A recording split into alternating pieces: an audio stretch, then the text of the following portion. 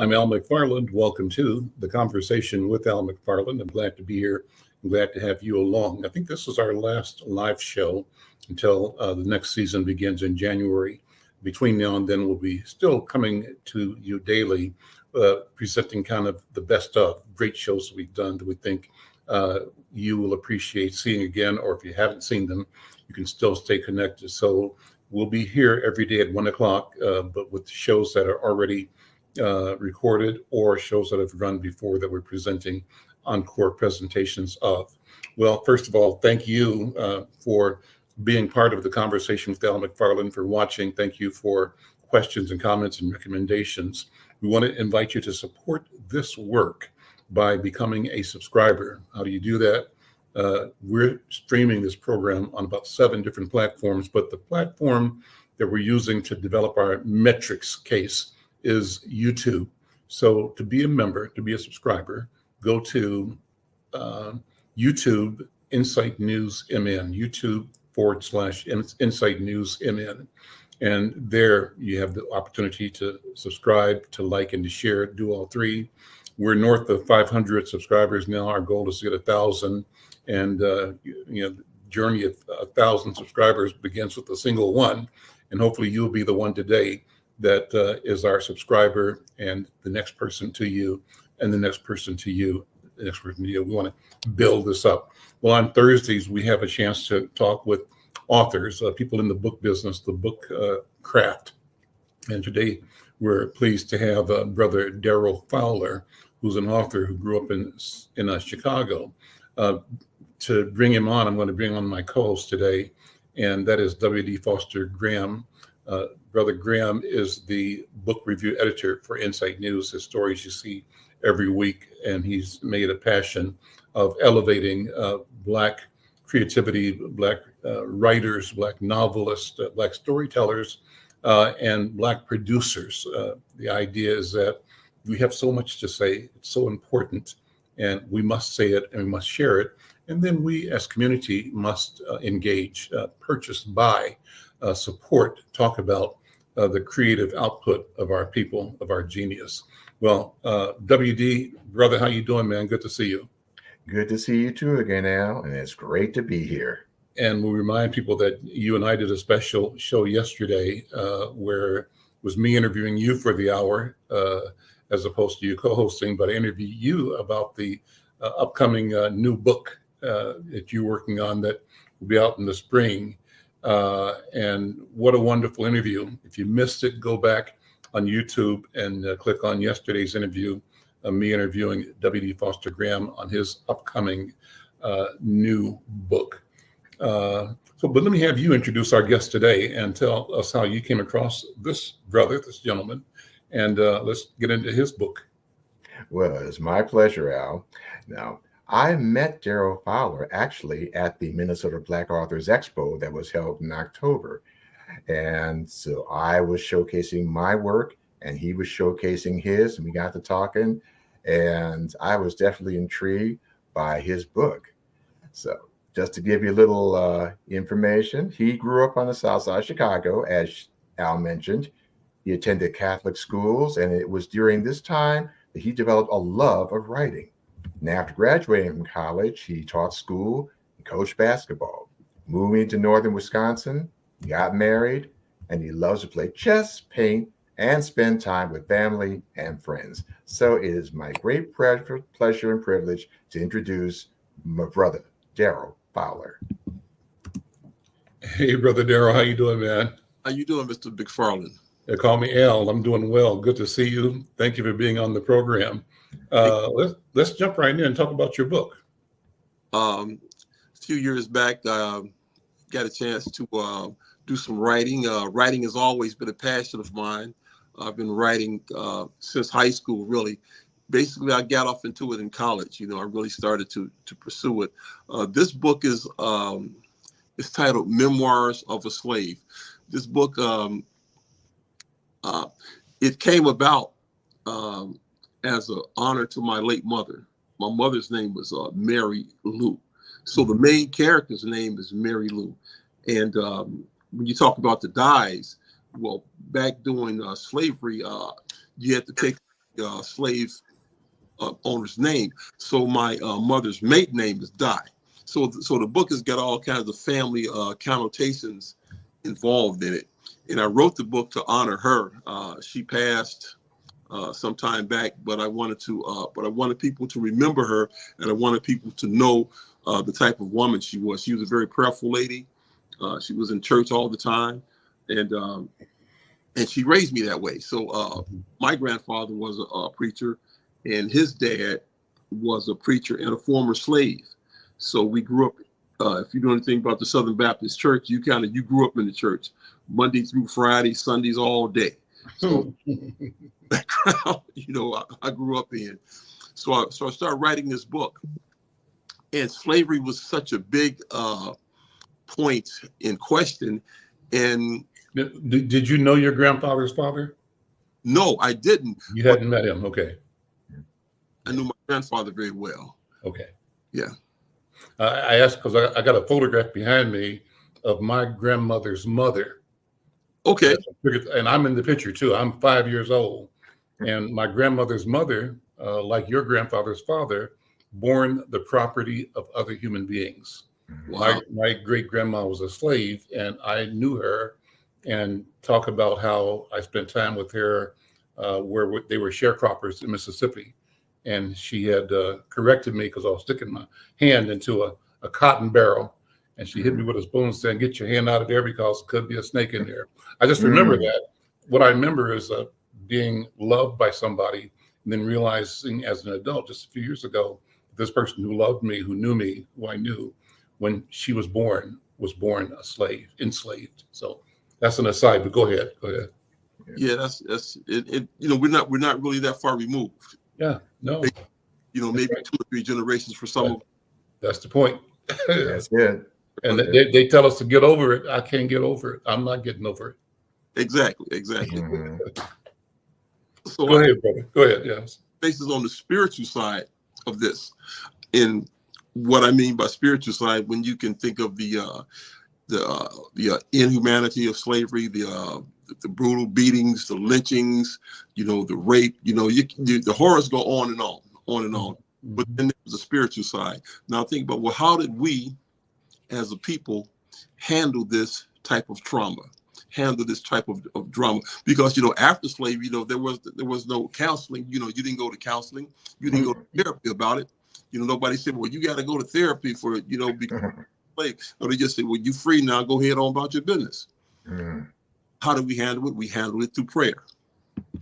So prayer was our life. Mm-hmm. Prayer was our weapon. Prayer was our focus. Whenever something went wrong, what did we do? We prayed about it. Prayed about it. We prayed about it, and we cried and we prayed. So this book is about a young lady born in slavery during a summer thunderstorm. She was in a prayer shack out in the country. In most states, they didn't allow you to pray with the white folks. So they would put you, you can do what they didn't allow you to work either. So you went out on Sunday and you prayed in the prayer shack. So this particular started praying with her family, and it was a summer thunderstorm, and then lightning struck. It started raining, started thundering and lightning, and she got afraid and she ran out. She was a fat girl, a bigger girl, I should say.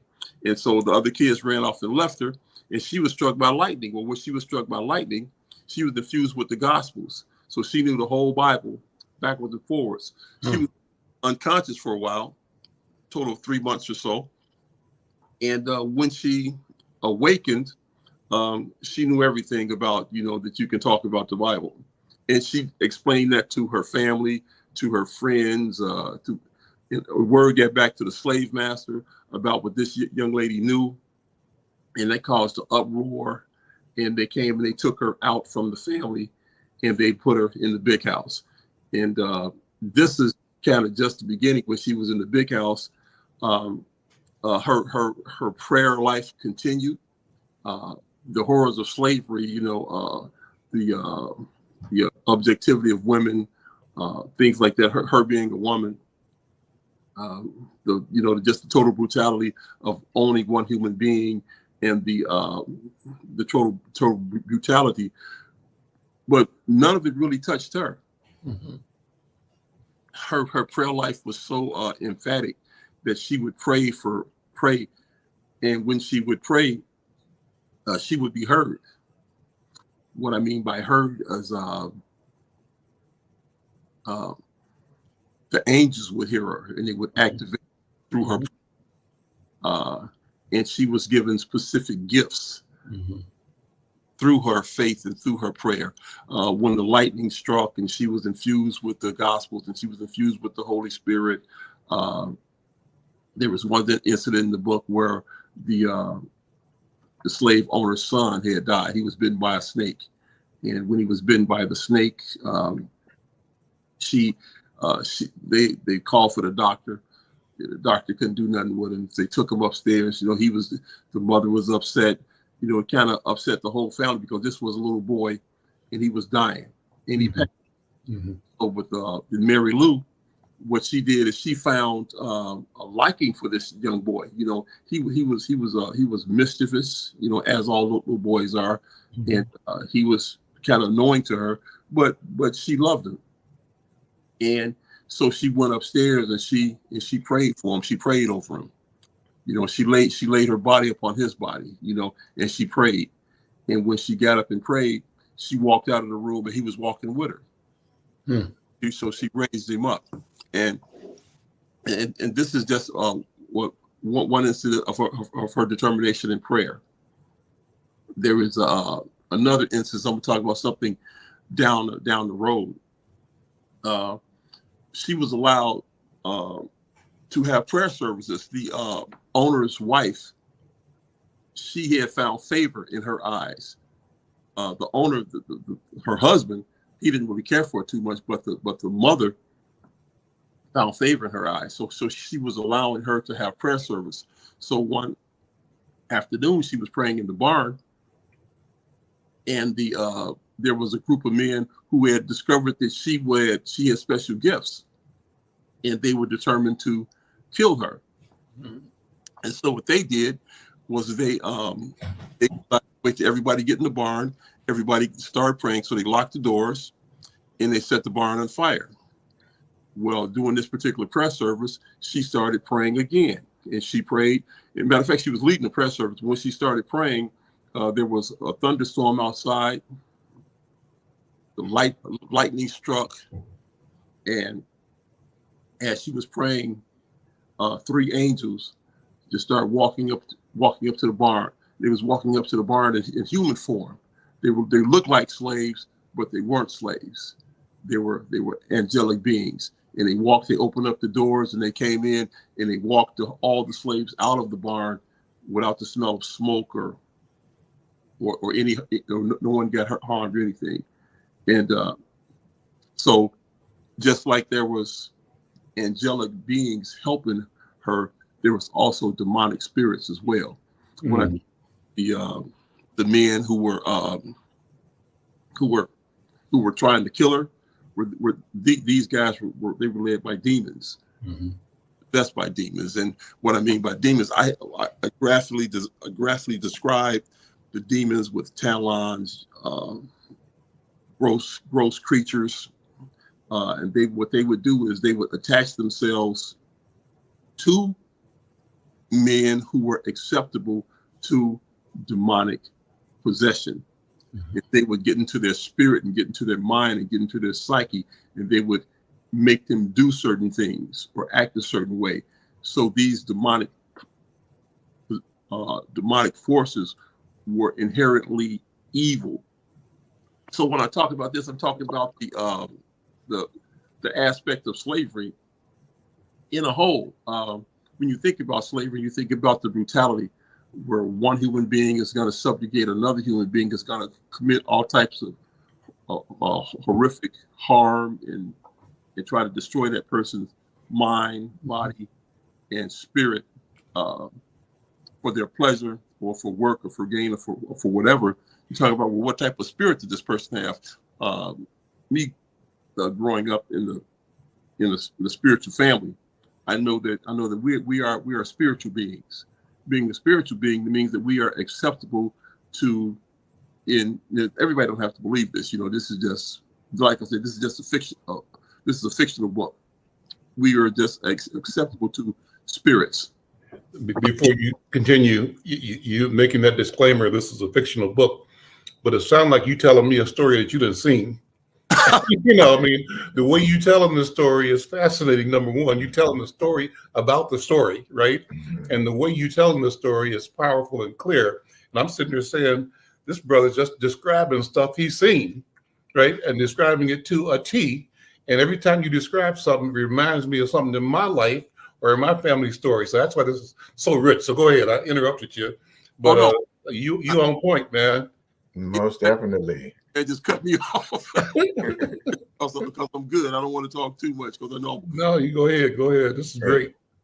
Okay. And so what I'm talking about a spiritual aspect of, we're spiritual beings, but we are susceptible to both good and evil as is all creatures. So when I put in the demonic forces, I put demonic forces who would actually real demons who would attack human beings, and they would lash themselves onto the back of their neck, onto their back, and it would make them do certain things, make them commit murder, make them commit mayhem, make them rape, make them do all types of atrocities, make them want to keep the form of slavery going, because that can subjugate and hurt other people. So I attached the demonic forces to the Southerners who wanted to keep slavery going, and to keep that way of life going, and to keep people into subjugation under their will. So that's kind of a basic premise of the novel that I attributed to the slaves, a prayerful lifestyle who would pray their way through this. The slaves really didn't have any power. They couldn't fight back. They had no money. They had no weapons. They had no freedom. So their weapon was prayer. But the only thing is, when they prayed, their prayers were heard and their prayers were activated. And I'm writing the second book also, but the prayers led to the freedom of us as being slaves. So that's where eventually it's going to go. At the ending of the book, like I'm giving a very, very quick synopsis, there was a battle. And during the battle, you have these demonic forces. They're attacked onto evil men, and they're actually turning guys almost into demons, because they're trying to do everything they can to Mary Lou. By this time she's married and have a child. They're trying to do everything to harm Mary Lou and everybody who knows her. They want to destroy them. They want to kill them. But then she has these angels with her. When I talked about the angels, Barak, Japhel, and Raphael, the angels, once they manifested herself earlier to her, they stayed with her, guarding her. So whenever she was traveling, wherever she was going, she had these angels. She had these protectors. And so these angels and these protectors, they protected her, and they kept her away from danger. They kept the people that she was with from danger. Well, most of them, some of them died, So, but that's all part of the story, just to create some intrigue in the story on the on life and death. And then at the end of the story, there was a battle where these demonic forces that get together and they're trying to destroy Mary Lou. And she meets a white family, and the white family takes her in.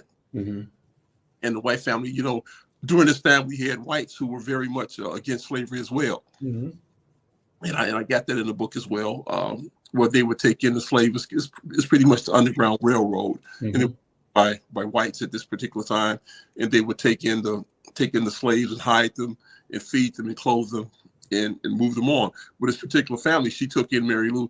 But this group of Southerners, these Confederates, they was going to kill Mary Lou and the whites as well for taking her in. You have any questions? Oh, well, Go I ahead. would say this. When I read your book, and what drew me in was your take on slavery as spiritual warfare. And that you just so accurately describe certain elements of that.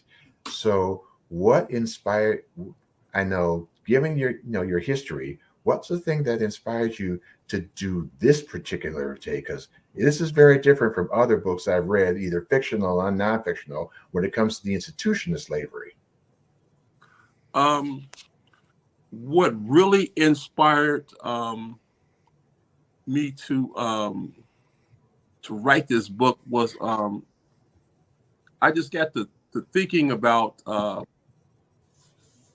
the inhumanity and the injustice that the institution of slavery and Jim Crow and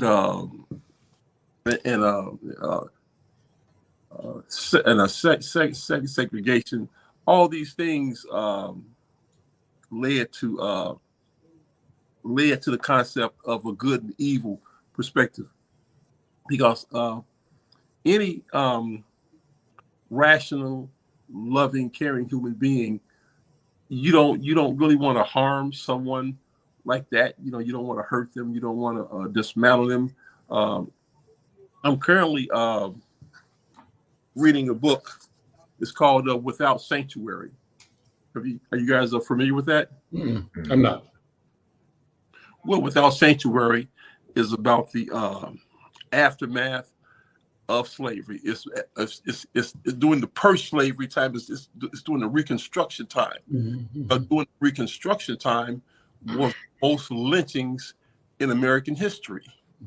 During the Reconstruction, so after you were a slave, and you say, "Well, let's free these people." So they got free. When they got free, they really didn't give you too much. You left with clothes on your back, and then you left. And if you did leave, or either something they kept you, then they made you sharecrop. That was a form of slavery in a way. But after this Reconstruction period, what they did was they started hanging you. They hung you. They burned you. They cut your genitals off. They sold them in stores. It was a brutal period. Like the first few years of Reconstruction, you had some people maybe running for senators and Congress. They were starting stores. You had Black Wall Street in Tulsa.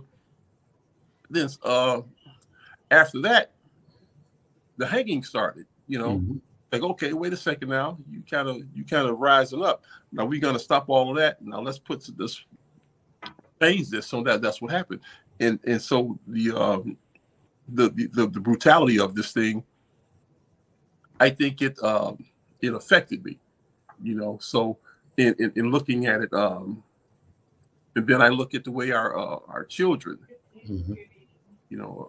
our children and the way society is, what has affected us more. There's a thing called post-slavery syndrome. Post-slavery syndrome is that, well, because after slavery happened, you didn't get a chance to go to the psychiatrist, you didn't get therapy, you didn't get a chance to get any help, and for 350 years you've been treated like an animal, pretty much. We're gonna free you, and you're supposed to do good.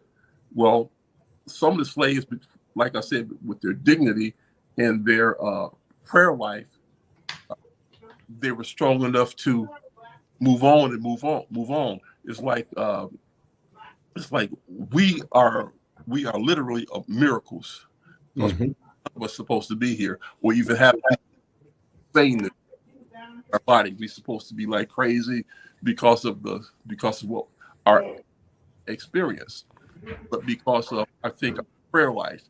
And what I mean by prayer life, I mean by angels being activated, by spiritual forces coming to our benefit, coming to our aid, when none of us should have been here. But then we had something else on the other side that was helping us. So that's kind of what led me to write this book here, trying to show the spiritual aspect of this. Would you call the book historical fiction or sci-fi or like fantasy in as much as you dwell on the spiritual side? I think it's a historical fiction because when I had first written the book, I let people read it. I say, well, read this and take a look at it. And a lot of them thought it was factual. Mm-hmm. They said, well, did this actually happen? I said, no, that's all. And so what the characters are real. Mm-hmm. If you was to ask me who the character was, the characters are all real in the book. Mm-hmm. The story is all fiction. Mm-hmm. But it's a story that happened at the same time. Yes, yeah. And that goes back to what I was saying as you were reading or talking about it. I'm sitting here like hearing someone tell me what happened, and that's the power of the story that you're telling, because it relates to everybody. For example, you talked about when the enemies were trying to kill the woman and the people that were gathered in the barn. It brought me back to a story I grew up with where a man that was strong and wouldn't take low was being chased by some white people.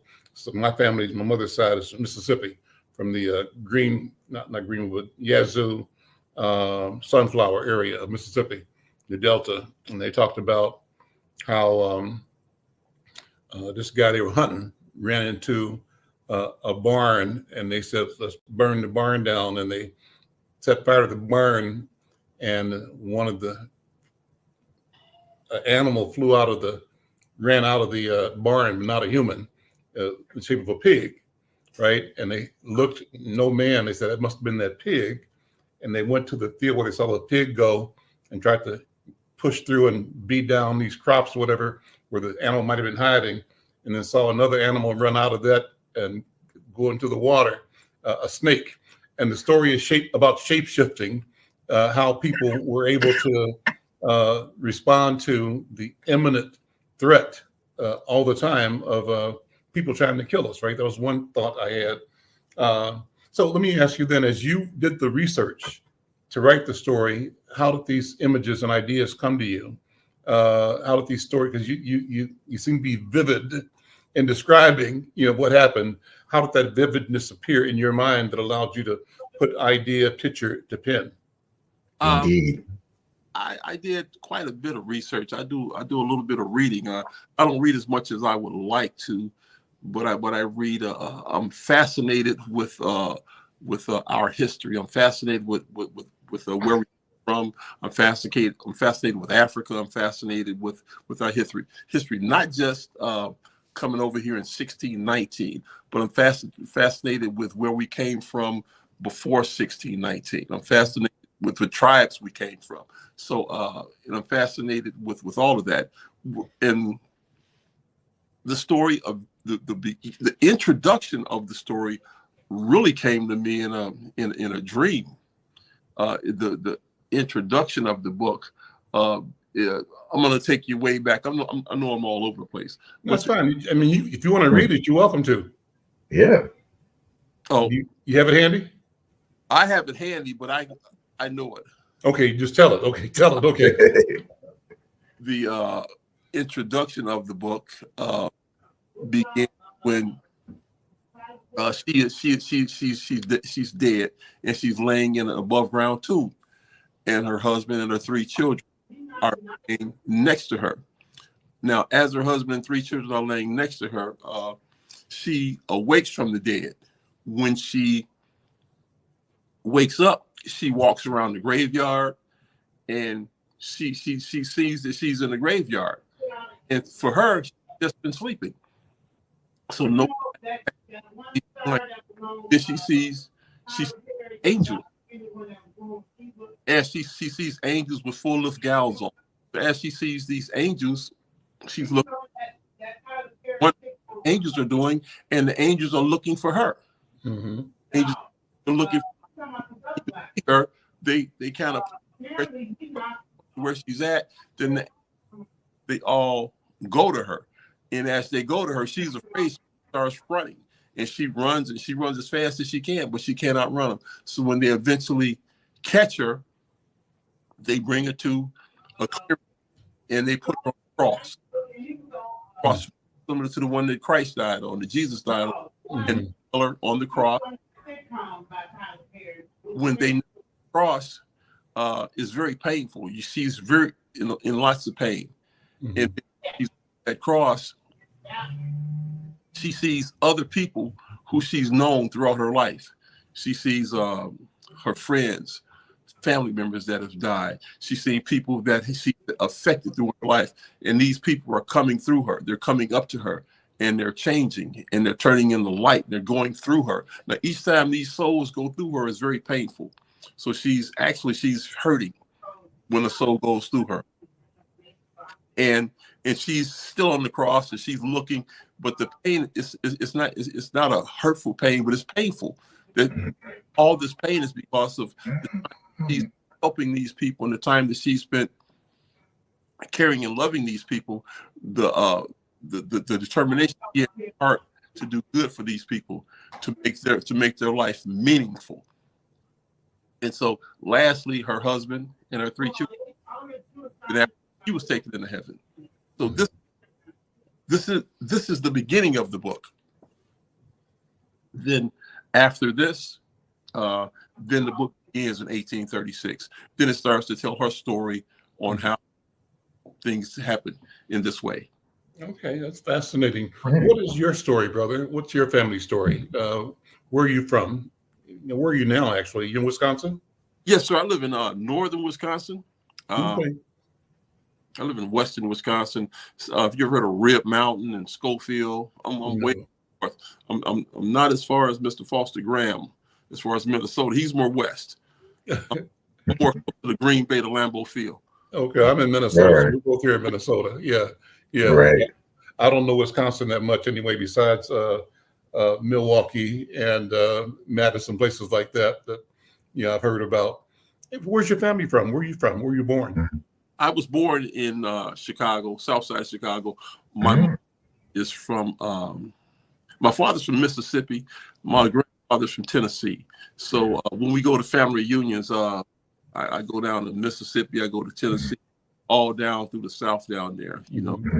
Where do you go in Mississippi? We used to go to Jackson, Mississippi. Okay. A few years ago, right after they had the hurricane, I forgot the name of the hurricane, but they had a hurricane down there. We went there after they had rebuilt everything. They built hotels up and everything. It's really nice down there now in Jackson. Okay. My wife's family is from near Jackson as well. She's from a town called Crystal Springs. So we used to go there 2 or 3 times a year. Haven't been a lot since COVID, but we used to make that a regular trip. And I love Mississippi as well. And I only visited my mom's side up in Sunflower a couple of times, but want to get back there again just to get a feeling of that community where they all grew up and where they came from, and the stories that we heard put places to the stories that we heard. And so you said you were interested in Black history, African history beyond 1619, 16 or 16. What did you mean by that? What's the expression of your interest, and what's guiding you, and what are you seeking to know, to learn, and to do as you examine history? My question, where were we before 1619? You know, it's usually, when they talk about our history, they talk about, it began in 1619. Like we just puffed it. You just, all of a sudden we just here these Black people are. The thing is, what food did we eat? What clothes did we wear? What was our language? Where did we live? Some of us were from Northern Africa, some of us from Western Africa. Who were we as a people? So in saying that, so I do research, try to find the things out, who we were, what language did we speak, where we come from. Not just in that ancestry.com, because I've done that as well. But in the history books, if we was to look back into history, back into say the slave coast, or they call it the Gold Coast, or what they did was they took Pacific slaves from Pacific places and they brought them over here.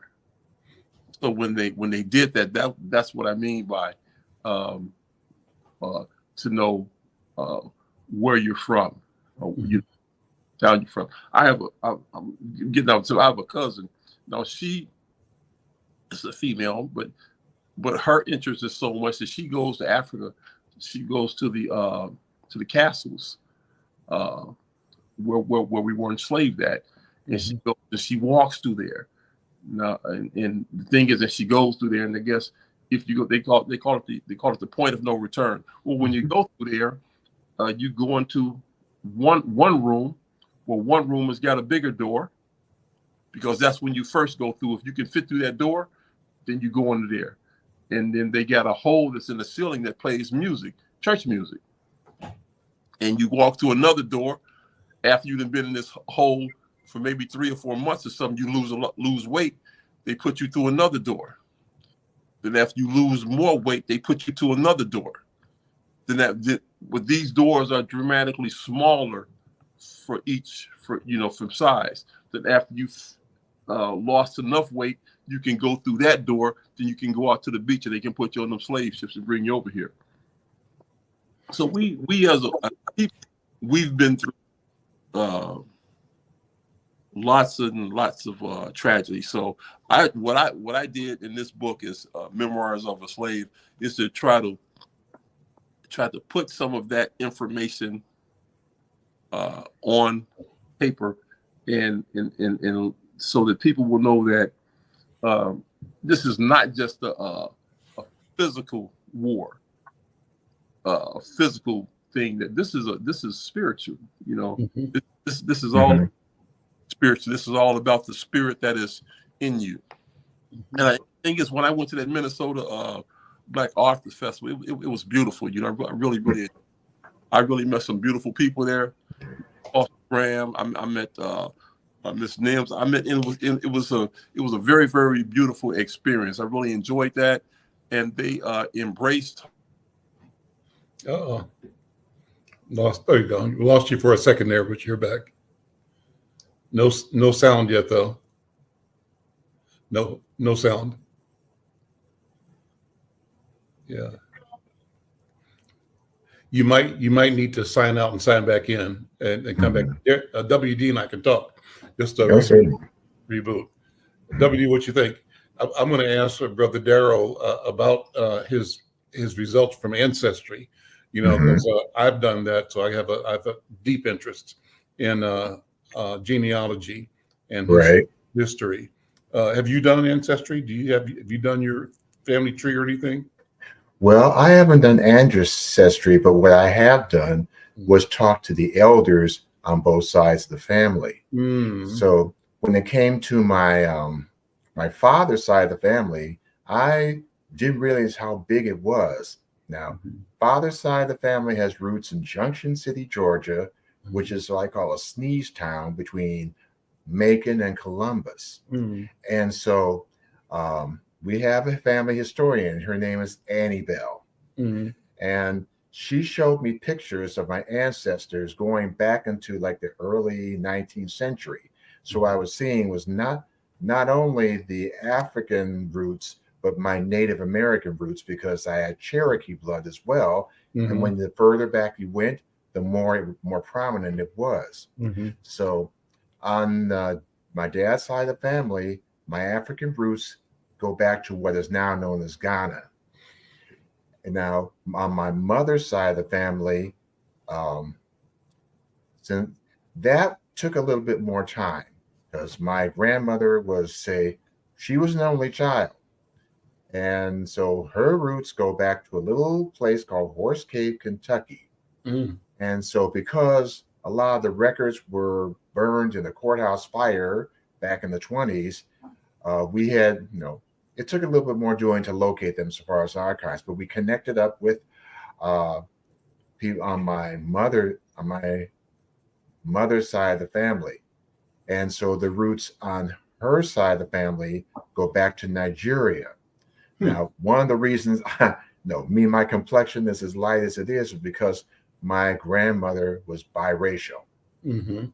And so, but if I looked at my great grandmother, you can see she is just that beautiful, rich, very dark skin that would come from Nigeria. Mm-hmm. So those were kind of the ancestries that I've been able to trace from both sides of my family. And so, because I know I never knew my great grandmother, because my grandmother brought her family up to Duluth, and I realized kind of the pain it had, because since she was only a couple of generations removed from slavery and Reconstruction, it was a subject that was very painful for her to talk about. So oftentimes we had to find out about these things through other sources. Let's take a break and come right back. I think Brother Darrow is back, and we'll continue the conversation with him. I'm Al McClaurin. This is The Conversation with Al McClaurin. We'll be right back. Are you or someone you know recovering financially from the COVID-19 pandemic, the lockdown, or any other reason? If so, help is available. Findhelp.org is a site to find a wide range of resources, including food, medical care, and more. The best part is based on your zip code. Visit findhelp.org, enter your zip code and the service you need. You'll get a map directing you to the organizations that can help you. Help is waiting at findhelp.org. If you need help starting anew, findhelp.org is the site for you. Brother Darrow, you back now? How's your sound? Yes, sir. I'm back. My sound is back. Got you. We hear you again. So that stuff happens. Technology, stuff will drop us every now and then. But I was fascinated. You said you did ancestry. What did you find out about your family's lineage and Africanity? What's your mixture? We're from the Igbo tribe, and we came out of West Africa, Igbo and Nigerian. Okay. How does it make you feel? What does that do for you to learn that? Really, I think I did it for more of the knowledge sake. I don't plan on going over there, so anytime soon. But I did it for knowledge, just to know about where my ancestors were from, to know where my history is from, and I did it so that I can tell my children and tell my give them some knowledge and some information. Sure. Well, let me recommend that you do go. I've been to West Africa several times and to East Africa as well. And like your cousin, I've been to the slave castles, the dungeons, and I've gone through that experience. So I understand the personal feeling that you get, the overwhelming sense that you have when you walk those trails. I went through in Ghana, a place called Asan Manso, and that was the last place. It was a river where people that were captured from the inland were marched down, and they'd be allowed to bathe one last time at this river. Then they were taken down to the coast to go into the slave dungeons at Elmina or at Cape Coast. So, that story is real. I was there also to witness the repatriation, the reburial of a woman from New York whose body was exhumed when they were digging and found these slave burial sites that had been, commercial properties have been built over, and they had gotten her body and shipped it back and had it buried in Africa. I was at the burial of that body in Africa, in Ghana. So it's a fascinating thing. It's worth going. If you ever get a chance to go, you should go.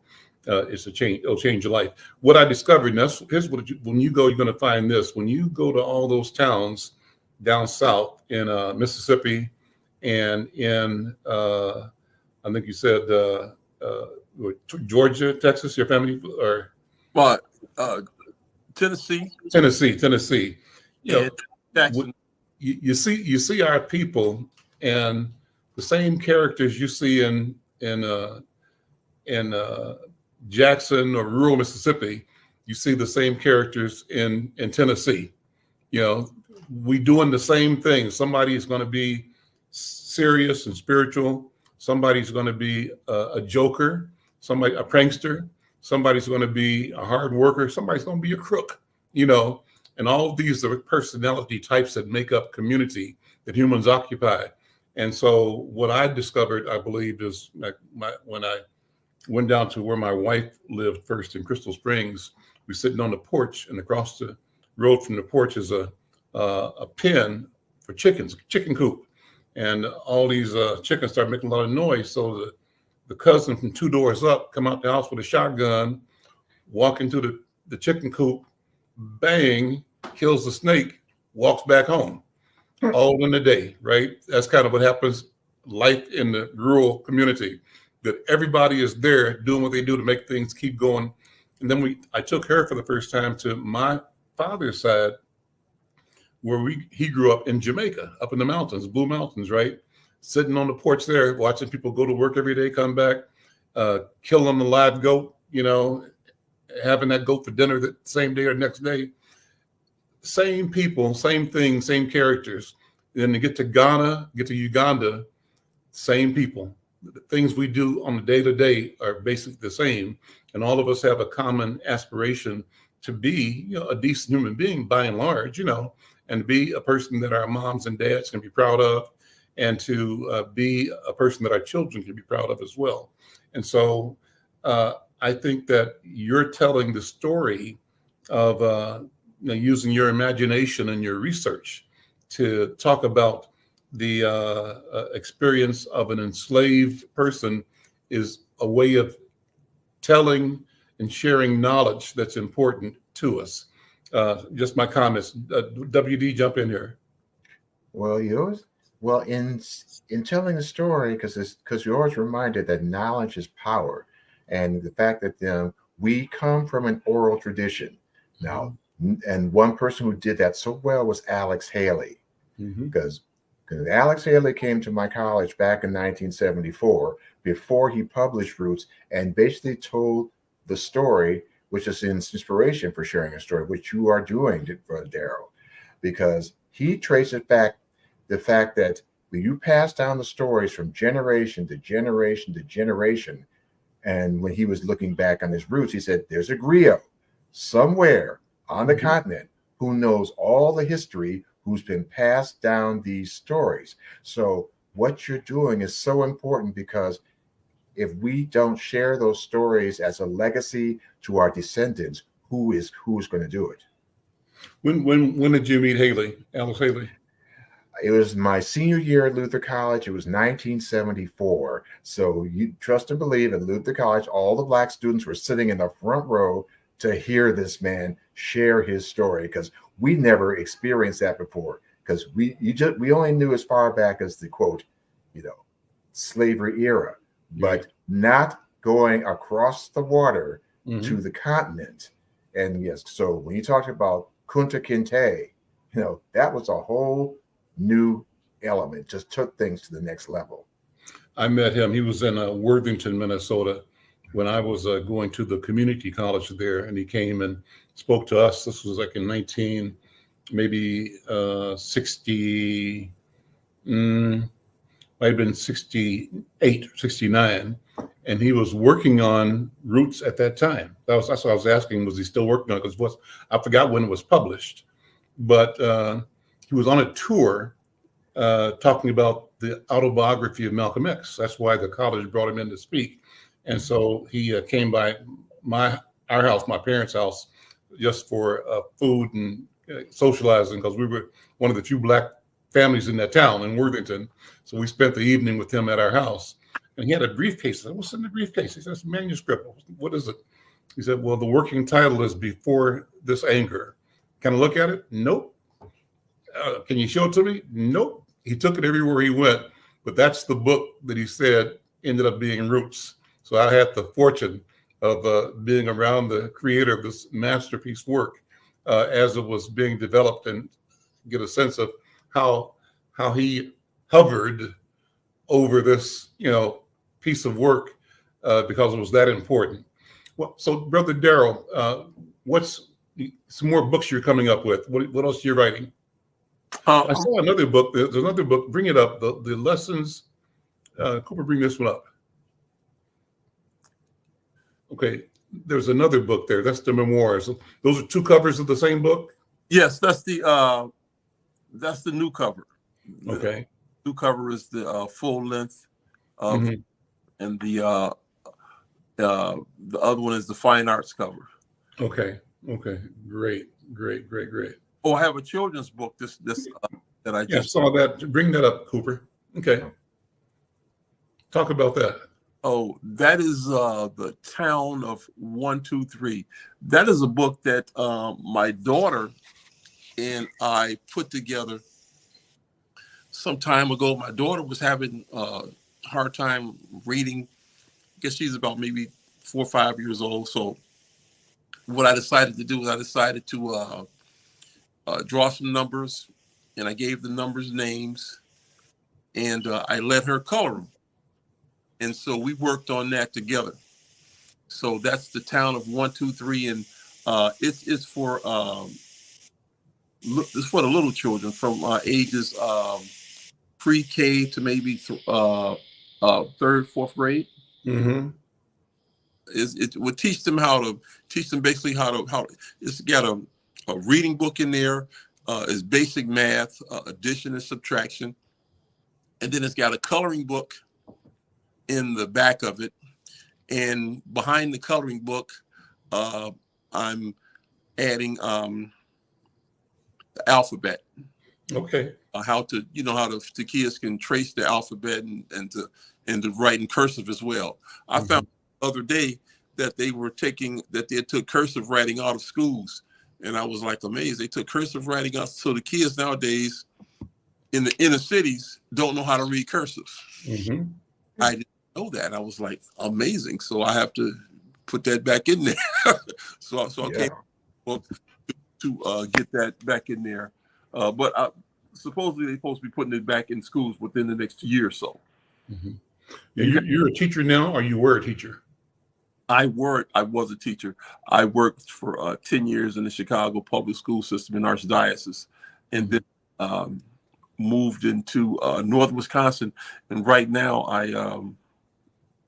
I work in the manufacturing area. I have a degree in design as well as what I was a teacher, and we build the superstructures. But we built the football stadium in Minnesota. Oh, really? Okay. Okay. Yeah. So we build those things. We build the structure of that. So I'm in the manufacturing area right now. Okay. Okay. What are your next plans? You got 2 books down. You got more in the works. So what's your talk about bringing products to market? How difficult or how rewarding is it? What's your strategy to get these books known? And I want you to also invite people to buy your books. Because that's what the whole point of this conversation is. We need to buy from each other and buy our work. So yeah. What I've been told is that writers are not good sellers. Okay. So you can put 2 books together, but for some reason we just can't sell them. Maybe true, because when I'm trying to market my book, to get it out in the market, to go to book festivals, I have a marketing on Amazon. What I would to keep this going, keep going with, never give in, just keep pushing forward. That's my goal. Is to sell as many books as possible. Like with this Memoirs of a Slave, it's a novel. It's my first novel. My second novel is going to be Memoirs of a Slave 2. It's going to be Memoirs of a Slave Bo. I'm putting her husband with Mary Lou get married in the book, so she's going to marry. So the book is pretty much going to be about her husband is going to be taking the reign. Pretty much.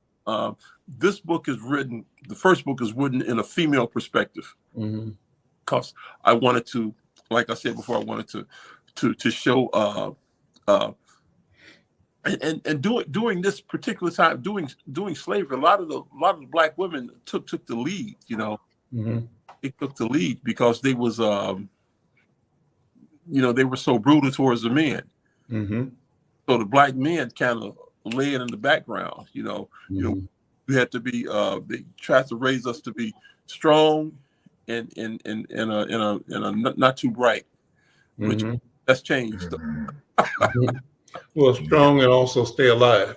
Yeah. If you revealed your true self, what you just made yourself a candidate for murder, hanging, lynching, or being made an example to create fear in other Africans that are enslaved. But even despite that, the truth of the matter, and this is why it's important to you and WD and I write books to discover the resilience and the strategies and the presence of spirit, right, that enabled us to survive the unspeakable horror of human enslavement, and to look at it and show how we have come through that.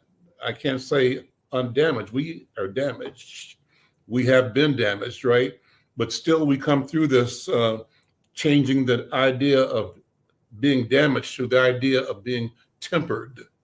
We've been formed into something new that's bigger and better and stronger, and that is purposeful, and that we simply have to keep telling the story about the power of perseverance and articulate some kind of reason why. What is the mission of our people in the human family?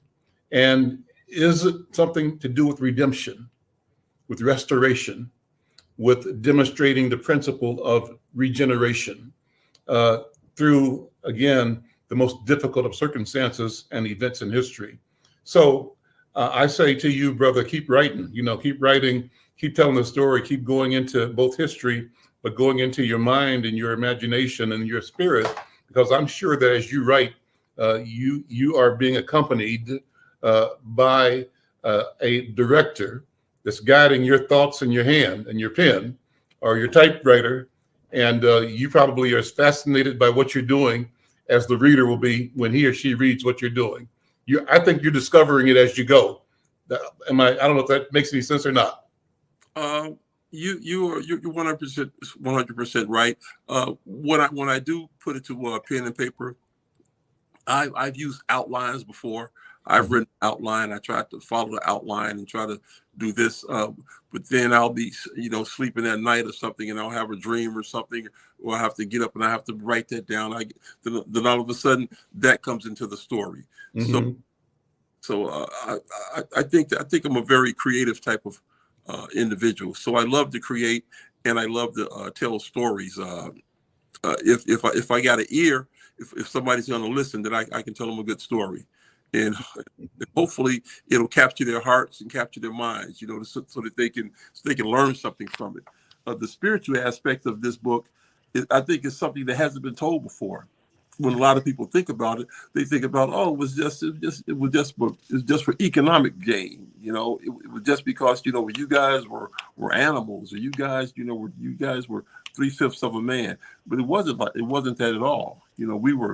We were rulers, we were architects, we were engineers, we were farmers. We were doing lots of things over there. We were warriors, and so it's another completely aspect of slavery that I think most people have never even conceived or thought about. The spiritual aspect of it, of basically of God's people fighting against demonic forces. There you go. I think that's a mic drop. I'm gonna close it right there. Brother Darrow, thank you. Brother Darrow Fowler, thank you so much. Good to meet you, man. And Brother WD, as always, we'll keep having these robust conversations. We'll talk to you later. I'm Al McFarland. Bye-bye. Bye. Thanks for having me. Yes, sir.